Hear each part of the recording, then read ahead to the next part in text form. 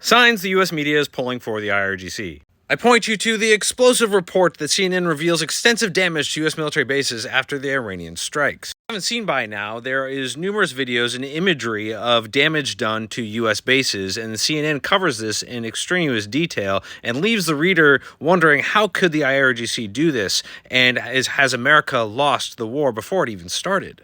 And you even have other people on this app and all across social media using this as a talking point of the failure of the U.S. administration and claiming that this was significant damage and that these bases are all but destroyed.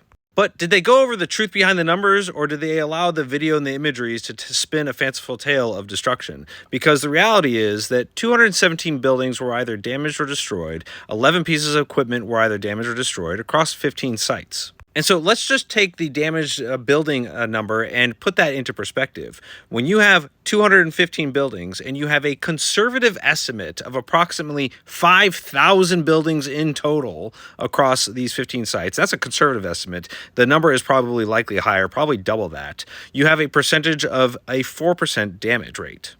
That's it. Approximately 4% total damage to infrastructure, buildings, and facilities, and I believe it was 0 casualties, or at least 0 deaths. And so how could that be? Could it be because we knew the attacks were coming, because we planned for it weeks in advance, and because we ensured that our troops were going to be safe and that our extremely important equipment that we could move was moved out of the way? Could it be that we would consider these strikes acceptable losses because we would eventually rebuild? And when you talk about the equipment damage, they cite the THAAD missile system's radar early warning detection capability. Sure, that is bad. I'm not going to say it isn't. But it's also a degradation of the capability, not a complete destruction of it. On top of that, we have redundant capabilities to replace it. On top of that, we are working on actually replacing them. Will it take a couple years? Sure, but we are in control of the area, and there hasn't been any significant damage since. And then, of course, they cite the E-3 AWACS command and control airplane that was completely destroyed as a victory. And look, how could we allow this $500 million airplane be destroyed? Well, it's probably because we were retiring them and that we were going to replace them, and the purchase orders for the replacements have already been made. Could it be that these were all marked up as acceptable losses in a realistic war scenario, given the limited capability of our ability to actually defend against an onslaught of missiles and drones?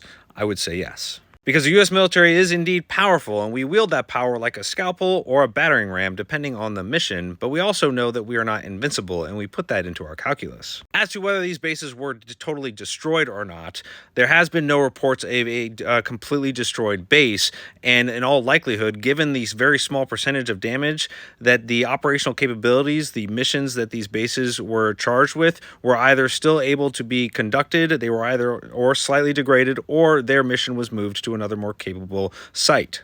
So then why the delay in reporting any of this? Why then did the U.S. government demand commercial satellites not displaying this imagery for everybody to see? Well, one, the enemy would be able to confirm or deny their strikes in almost real time, so of course that had to be degraded. But two, we are in as much of a real conflict as we are in a psychological one. And so in the information environment, we have to control it to the best of our ability, and that even if it means just degrading in time and space what you're going to know in the time that we need to be conducting more military operations. Because the morale of the country, it can be fickle, it can be manipulated, given sensational reporting like this CNN report does, as it supports the IRGC narrative, when the truth of the matter is that the damage is not as significant as they want you to believe.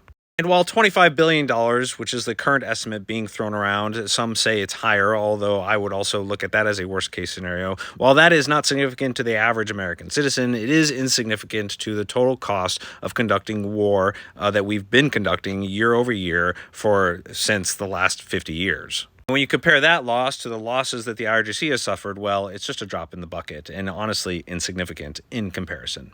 But let me know what your thoughts are on this and everything else in the comments. Have a good day.